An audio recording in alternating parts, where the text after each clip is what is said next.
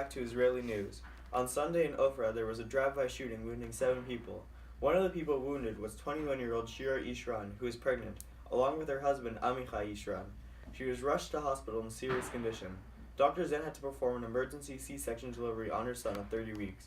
Overnight and into Monday morning, Shira's health strengthened, but the baby's worsened into critical condition. Sadly, on Wednesday, the baby was pronounced dead and was later buried on Mount of Olives, where hundreds of people attended the funeral. The baby was named Amiad Yisrael to signify the nation of Israel will last forever. The rest of the wounded people were taken to the hospital in moderate condition. One 22-year-old man, one 21-year-old man, 2 16-year-old girls, and 2 16-year-old boys.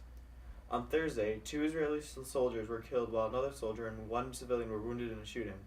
Israeli army spokesman said a man who was driving got out of his car, shot them, then fled the scene. The soldiers were identified as Staff Sergeant Yovel Mor Yosef, 22, and Sergeant Yosef Cohen, 19.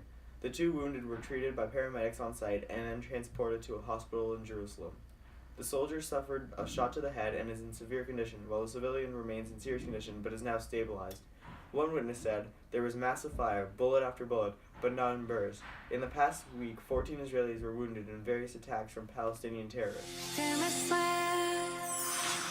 A report was received Thursday by the IDF of a possible 3rd terrorist attack of the day. This was reported to be happening down the road from where the 2 soldiers were killed earlier that day.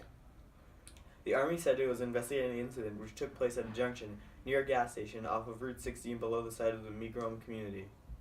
In other news, Israel does not rule out acting militarily inside Iran's border if it is necessary. When asked at an annual appearance before the foreign press if Israel would act inside Iran's borders, Netanyahu said, "Our red line is our survival. We do what is necessary to protect Israel against the Iranian regime that openly calls for the annihilation of the Jewish state." Netanyahu says that he's not ruling out doing anything that is needed to defend themselves. For the moment, Israel is the only military in the world that is directly engaging Iranian forces. We are doing that in Syria and pulling them back. Thanks for watching and Shabbat Shalom.